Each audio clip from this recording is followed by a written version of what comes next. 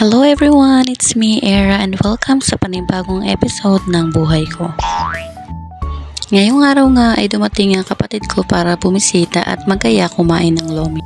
Noong nakaraan pa nga ako nagkikrave sa lomi na ito at ilang linggo ko na rin naaway ang asawa ko dahil nga ayaw niya akong samahan. Napakasarap naman talaga ng lomi sa panahong ito dahil nga medyo nag-uulan. Kasama nga pala namin dito ang batang puyat. Batang puyat nga ang tawag ko sa batang ito dahil nga pinaglihi naman talaga siya sa puyat.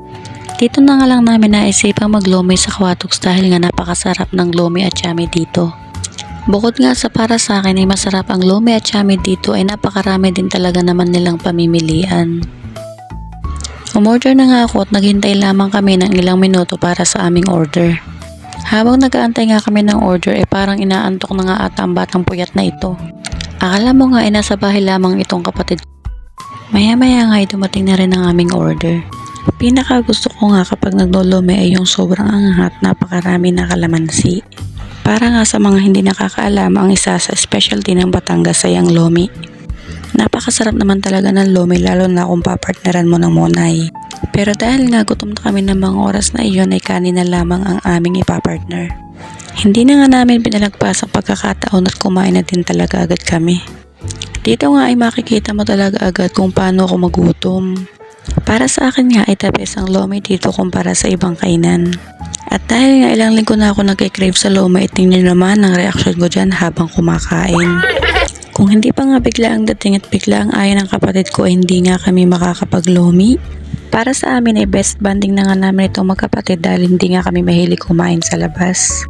Ngayon na nga lang din kami nagkaroon ng pagkakataon na makapaglomi. Ilang buwan na din nga nakakalipas simula nung huli kaming kumain dito. Sinulit na din nga namin ang ganitong pagkakataon dahil nga ngayon na lamang ulit kami nakalabas para kumain. Nagutom din nga at ang batang puyat sa pagkakataong ito dahil sobrang dami nga niyang nakain. Kumain ka lang nga dyan anak para tumaba ka. Ito nga kapatid ko hindi nga halatang sarap na sarap at komportable sa kanyang pwesto dahil nga nakataas pa ang paa. Habang kumakain nga kami, nagkukwento pati ng kapatid ko about sa mga hanas niya sa buhay. Ito nga batang puyat, tingnan niyo naman na talagang pagkatapos kumain ng kanin ay kumain pa ulit ng tirang lomi. Medyo natatawa nga ako sa part na to dahil nga binigyan pa ako ng kapatid ko ng 50 pesos dahil nga nilibre niya na ako, nagbigay pa siya ng pocket money. At dahil nga hindi naman kami lumaki sa marangyang buhay, kahit na maliit na alaga ay sobrang na-appreciate ko na agad. Naalala ko nga nung mga elementary days ko na kailangan namin pumasok kahit na walang baon sa sobrang hirap ng buhay. Naalala ko pa nga nung mga panahon namin nung elementary kami, minsan nga ay wala kaming makain. May mga araw pa nga na saging na lamang ang aming nagiging pantawid gutom. Pagkatapos nga namin kumain na ito nga kapatid ko at hindi pa rin nga tapos sa kanyang mga hanas sa buhay.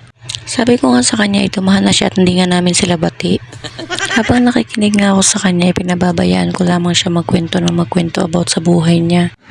Pagkatapos nga namin kumain ay umuwi na din nga agad kami dahil medyo pumapatak na nga ang ulan.